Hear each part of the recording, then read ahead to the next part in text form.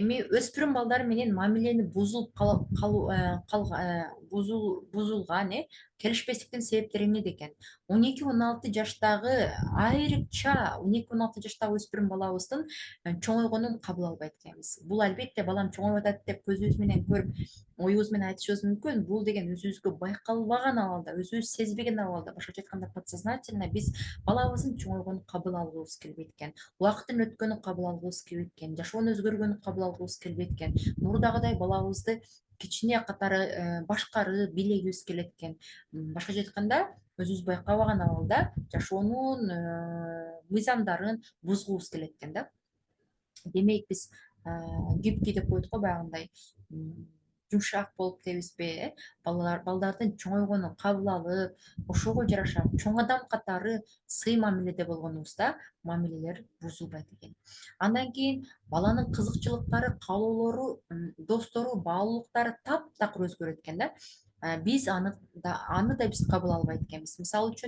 Кандай десем, мисалы үчүн дайыма барып жүргөн, канча жылдан бери, балким 4 жаш 5 жаш барып жүргөн диний мектеби же болбосо комуз кружоктору болобу, же болбосо футболго барып жүрөбү, канча 4 жаштан баштап барып жүргөн болсо, өспүрүм куракка келип эле 8-9 жаш 9-класска келип эле спорту таштап коюшу мүмкүн экен да. А бул учурда бизге ата энелерге жакпайт. Анан балдарыбыздын каалоолору өзгөрүп баштаса, бул да бизге жакпайт.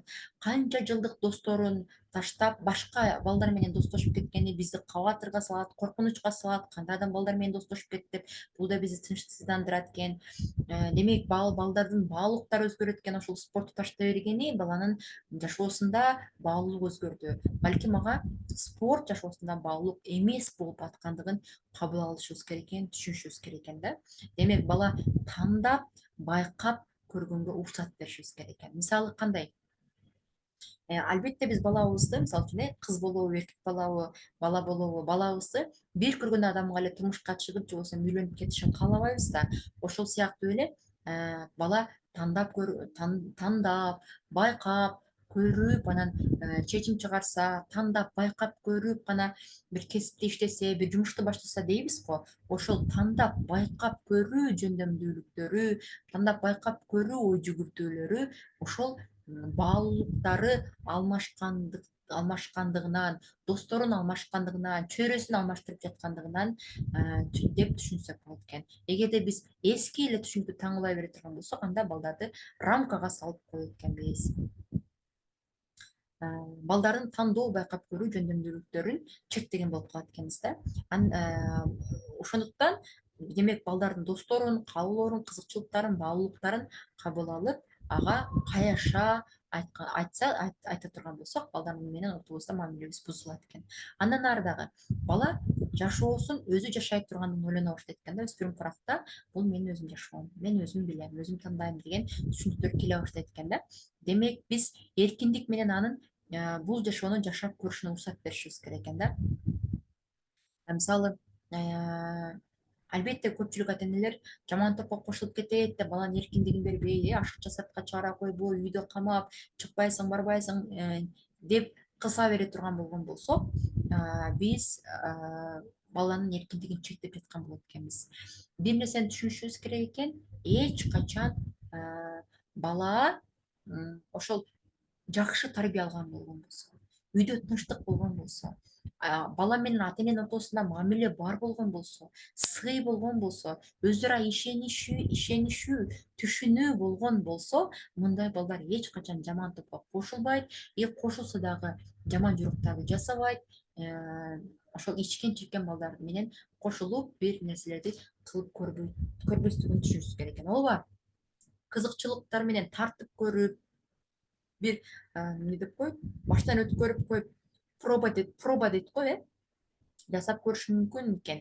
Бирок аны адатка айландырып албайт. Анткени ал бала баары бир үйдөгү жагымдуу атмосфера болгондуктан ата эненин тарбиясынын негизинде ошол кылган нерсесинин туура эместигин түшүнүп, кызыкчылык үчүн жасап көргөнү менен кайра артка кайтат экен, өзүнүн каалоосу менен, чечими менен.